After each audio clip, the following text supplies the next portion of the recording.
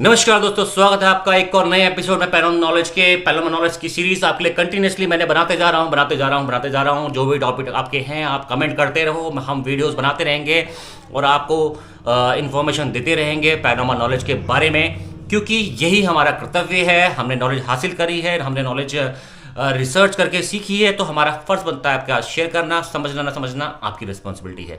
तो आज हम बात करने वाले हैं स्पिरिट बॉक्स के बारे में। तो स्पिरिट बॉक्स के बारे में बात करें तो भाई हम सारे स्पिरिट बॉक्स के बारे में बात करेंगे आज की वीडियो में। तो पहले हम बात करेंगे SB7, जो कि एक प्रोफेशनल ऑफिशियल डिवाइस है, जो कि ऑलमोस्ट कह सकते हो 1000+ इन्वेस्टिगेटर्स के द्वारा यूज़ किया जा रहा है अब्रॉड में। इंडिया में तो नहीं यूज़ किया जा रहा है। इंडिया में शायद हमारे पास में है और कुछ लोगों के पास में है, बट बहुत कम लोग यूज़ कर पा रहे हैं इंडिया में, बिकॉज ये एक एक्सपेंसिव गैजेट है जो कि हमें एक सब्सक्राइबर के डोनेशन पे ही मिला था और आपने सपोर्ट किया तब हमें डिवाइस ला पाए थे। लेकिन फिलहाल हमें आपसे कोई डोनेशन नहीं चाहिए, हमें आपसे सिर्फ सपोर्ट चाहिए ताकि हम और डिवाइस आपके लिए ला सकें और आपको बता सकें। तो what is SB7? Kind of nothing is SB7। मेरे हिसाब से SB7 का ज़्यादा कोई रिस्पॉन्स आज तक मुझको मिला नहीं है, बट ये स्पिरिट बॉक्स जो है इसका काम क्या होता है, रेडियो फ्रिक्वेंसीज को जो है रैंडमली स्कैन करना, जिसके थ्रू हम किसी चैनल के थ्रू, मतलब वो जो फ्रिक्वेंसीज इन्वायरमेंट जा रही हैं उसके थ्रू हम कोई रिप्लाई अटेंड कर पाए या समझ पाए। बहुत छोटा इस्तेमाल है इसका, रेडियो फ्रिक्वेंसीज का यूज करना। रेडियो जब इसको ऑन करते हैं रेडियो चैनल चलते हैं और वो फ्रिक्वेंटली स्कैन होते हैं और उसी बीच में कोई हमें आंसर मिल पाता है तो हम उसको समझते हैं कि हाँ कोई आंसर आया है। और ये रेडियो फ्रिक्वेंसीज ना कैच कर ले, लाइक FM ना कैच कर ले, ऐसी कुछ चीज़ ना कैच कर ले, इसके लिए हमको यहाँ से एंटीना इसका प्लग आउट कर देना पड़ता है। ये सबसे ज़्यादा इंपॉर्टेंट चीज़ है, ये बहुत कम लोगों को मालूम होती है कि ये इसका एंटीना प्लग आउट करके ही ये काम करता है प्रॉपर हमारा एज ए स्पिरिट बॉक्स। क्योंकि अगर हम इसका एंटीना रखेंगे तो ये 100% FM चैनल को कैच करेगा और वहाँ पे आपको गाने सुनाई देंगे। तो आप बोलोगे क्या रेडियो लेके आ गए जो गाना सुना रहे हो। इसमें एक फंक्शन और है, इसमें फंक्शन है टेम्परेचर सेंस करने का। ये कोल्ड टेम्परेचर और हॉट टेम्परेचर को सेंस करता है और यहाँ पे एक लाइट जल जाती है जब टेम्परेचर हमारे सामने टेम्परेचर डिफरेंस हमारे पास में होता है, तो उसको भी हम ऑन करके टेम्परेचर चेक कर सकते हैं। तो ये दो फंक्शन है इसके, और फिलहाल ये इस डिवाइस के लिए इतना ही है। ज़्यादा कारगर मुझे रिजल्ट इसके नहीं मिले, इसलिए इसका इस्तेमाल नहीं हो रहा है, लेकिन कोशिश करेंगे इसका इस्तेमाल करने की। और नेक्स्ट डिवाइस की हम बात करते हैं तो नेक्स्ट डिवाइस है हमारी, कौन सी डिवाइस है भैया, जिसके बारे में आप सबसे ज़्यादा परेशान हैं, इसके बारे में सबसे ज़्यादा पागल हैं। ठीक है, वो डिवाइस है हमारी कौन सी? वो डिवाइस है हमारी SB7 SB7 कह रहा हूँ। वो डिवाइस है हमारे नेक्रोफोनिक ऐप। ये दिखा देता हूँ नेक्रोफोनिक ऐप क्या है भैया, क्योंकि आप परेशान इसी को लेकर सबसे ज़्यादा हूँ। तो ये भैया नेक्रोफोनिक ऐप है, ये खुल गया है। मैं आपको बता दूँ क्या चीज़ है और क्यों आप लोग इसको फेक समझते हो। ये हमने स्टार्ट कर दिया, ये वाइट नॉइस इसका ऑन कर दिया। अब लोग बोलते हैं रैंडम वॉइसेस तो कहीं पे भी आते हैं, शायद इस कमरे पे भी आ जाएंगे। ठीक है, कोई बड़ी बात नहीं है, तो हम इसको ऑफ कर देते हैं क्योंकि हमें करना है इसको एक्सप्लेन, और ये एक्सप्लेन करना बहुत ज़रूरी है आप लोगों के लिए, बिकॉज आपके दिमाग में इसको लेके बहुत सारे मिथ हैं। कम से कम 60% लोग बोलते हैं कि सर आप इसका इस्तेमाल मत किया करो, ये फेक डिवाइस है, ये कहीं भी रिप्लाई दे देती है। ये फेक डिवाइस नहीं है एक्चुअल में। ये डिवाइस इस डिवाइस का सही इस्तेमाल आना बहुत ज़रूरी है, बिकॉज रीज़न क्या है? रीज़न ये है कि that is also kind of frequency throwing in the environment.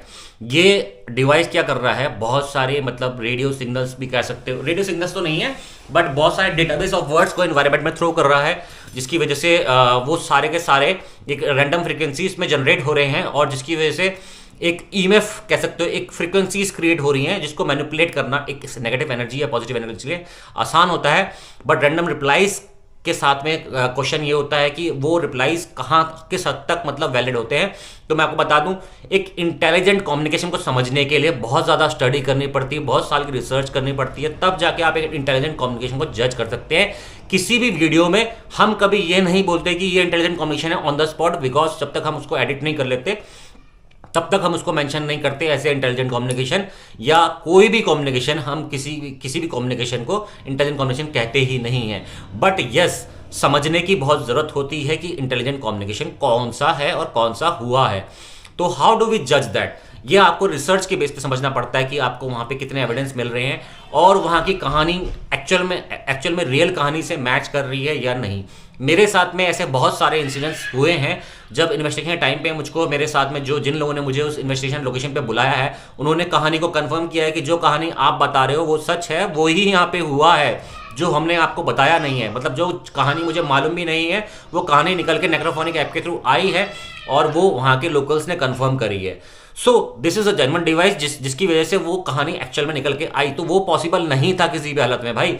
इस बात को समझो कि जो कहानी मुझे नहीं पता, जो कहानी लोकल ने मुझे बताई नहीं है, वो कहानी मैं निकाल रहा हूँ या बता रहा हूँ लोगों को वहाँ के, और वो कंफर्म कर रहे हैं, तो इसका मतलब जेन्युइन रिस्पॉन्स आते हैं।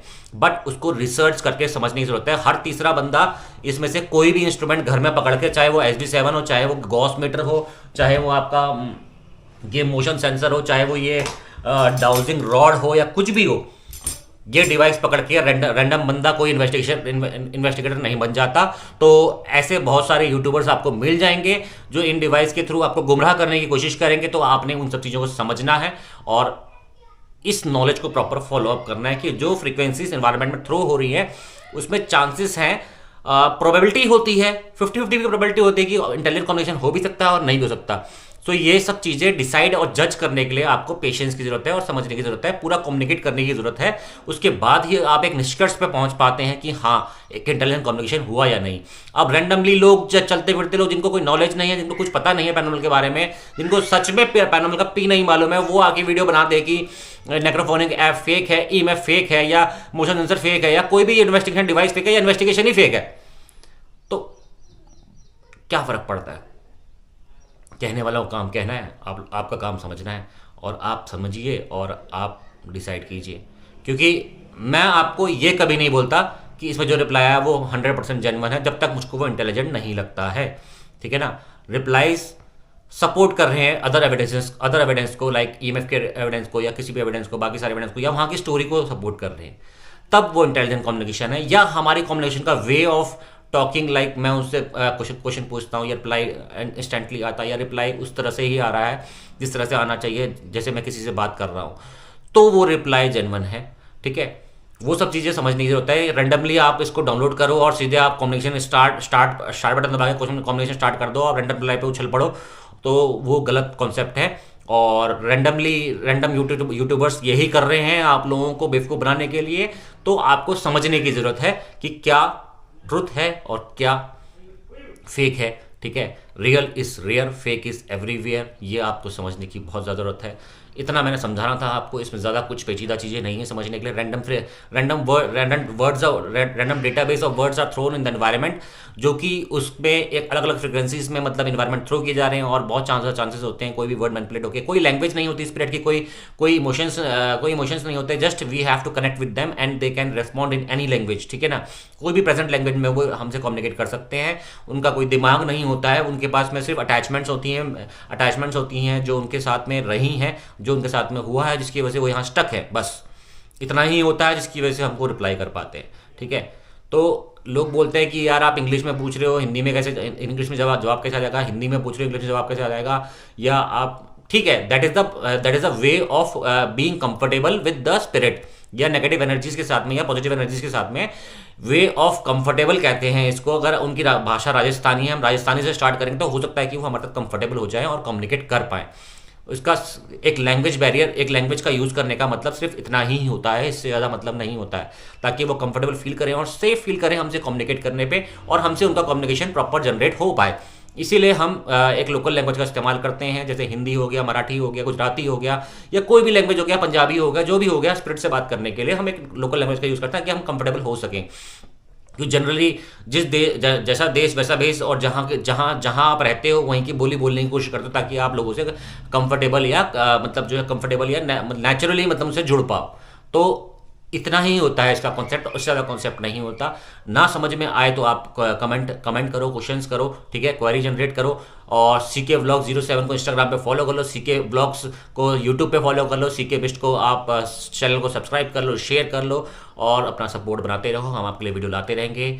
और जो भी सवाल हो पूछ सकते हो भाई, खुल के पूछो, इंस्टाग्राम पे क्वेश्चन करो, कहीं पे क्वेश्चन करो, मैं आपको जवाब देने की कोशिश पूरी करूंगा। और ऐसे वीडियोज आते रहेंगे। तब तक के लिए टाटा सी यू, बाय बाय, जय हिंद, जय भारत।